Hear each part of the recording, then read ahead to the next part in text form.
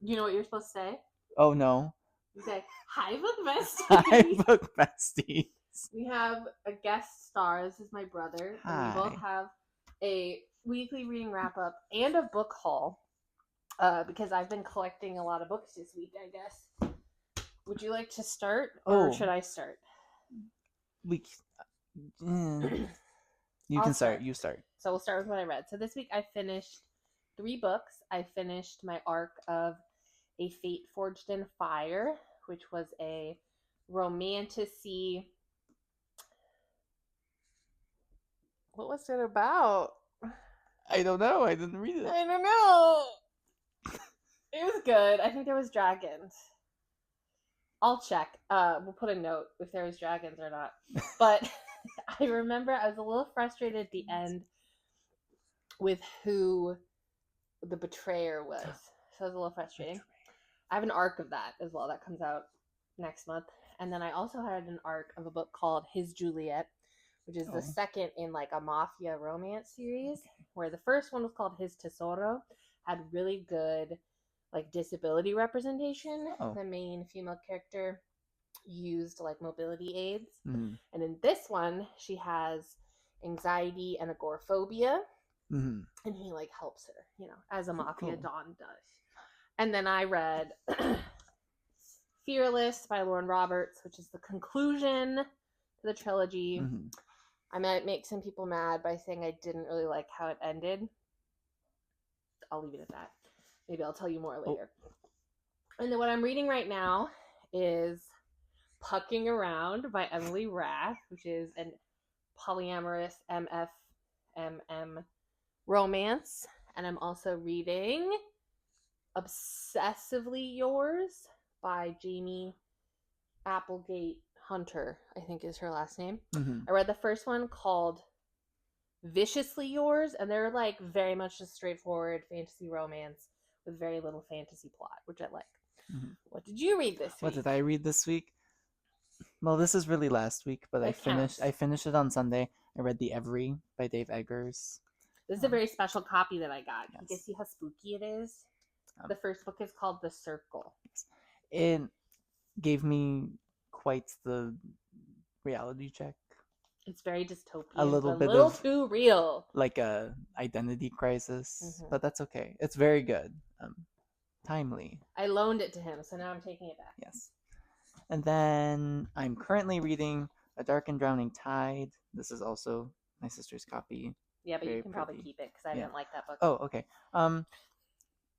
It's a very interesting take on like a folklorist and just this way people use stories to solve mysteries. I'm not a fan of the main character, but the plot is currently thickening. You're almost done. I'm almost done. And they're lesbians. Yes. Have they kissed? I don't remember. They've kissed. Okay, they kissed. But now they're not speaking. The drama. Okay, and then we have a bit of a haul. Oh, I finished another book. What'd you finish? I read All Things Fall Apart by Chinua Achebe. Is that the one with the yams? Yes, it's the one with the yams. I read it for... I'm in a literature class. He's in college. I'm in college. But it's very good. And then I also read a play. I read Master Harold and the Boys, which was very good. Okay, nerd. It's for the class. It's for class. Now can we do our haul? Yeah. You go first because I have a lot. Today, I got Bel Canto by Anne Patchett. And this is like a special edition where it has all of her annotations. Lovely. So I'm very excited. He does music. So. I do music. I'm very excited. I was also gifted... Well, this was also a gift. I got Demon Copperhead by Barbara Kingsolver, which is... I'm very excited. I've heard very good things. You won a Pulitzer Prize. I won the Pulitzer. None of my books win Pulitzer Prizes. I have a goal to read as many Pulitzer prize-winning and Nobel Prize-winning books as possible. And then Death Prefers the Minor Keys, which is also music-related by Sean Thomas Dowtry. It's kind of like short essays and poems. Nice. Yeah. Nice. Also a gift Also, yeah. because I'm spoiled. Well, I could start with gifts too, kind of. Like gifted to me by the publisher. I have Oh. 2 different books from Forever, Read Forever Pub. So I have A Wallflower's Guide to Viscounts and Vice. I have a feeling it's gonna be kind of Bridgerton-y. I kind of love that. And Takes One to Know One, which is a contemporary romance where he is a reggaeton artist. So I got those. Thank you, Read Forever. Ordered for myself Wild and Wrangled by Lila Sage. This is the final one in the Rebel Blue Ranch series. I'm super excited for that. My work had a like Earth Day book swap thing where if you like brought books, you could get a book back and then they were going to donate the rest. So I brought a couple and I got Just for the Summer by Abby Jimenez, which I don't love that it has like one of those not stickers on it, but it was free, so I'm not going to complain. Today I picked up 2 books.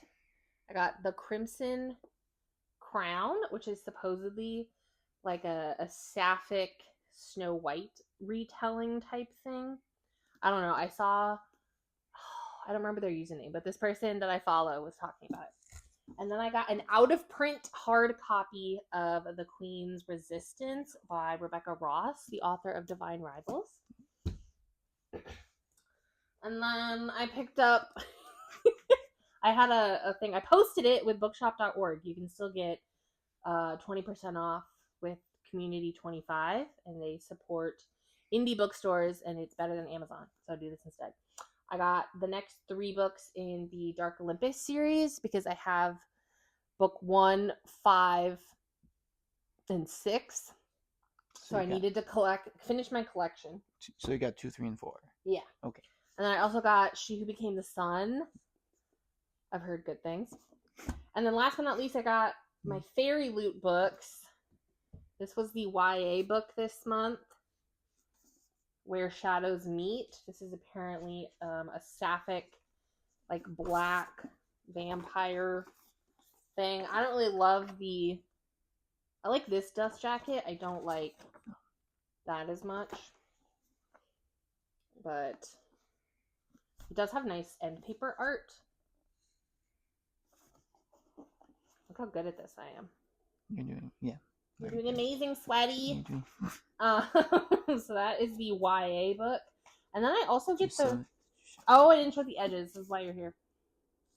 I got the romantasy book, which is causing a bit of a grumbling. It's called Firebird by Juliet Cross.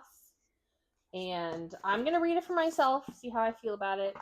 But apparently it is a like master and slave kind of romance with the bit of nuance that it is Roman slavery and Roman inspired. So I'm going to read it because it's in my hands. So Momo's really... my cat, is she just locked in? On something. I don't know what she's looking at. She's kind of spacing out. And then, last but not least, I picked up this really cool, I'm going to put it on our coffee table, this book of fairies. And it's, this is from, this is crazy. I don't know if you can read it. It says $14.95 until December something, 1978. So this is like super old, but it's an illustrated like fairy book, and it has all kinds of cool art, and it kind of feels like what if Emily Wilde from Emily Wilde's, I'm trying to find one that doesn't have boobs, Emily Wilde's Compendium of Lost Tales made a book, and I just think it's cool, and I love fairies. So that's what I read, that's what we bought. What's next week?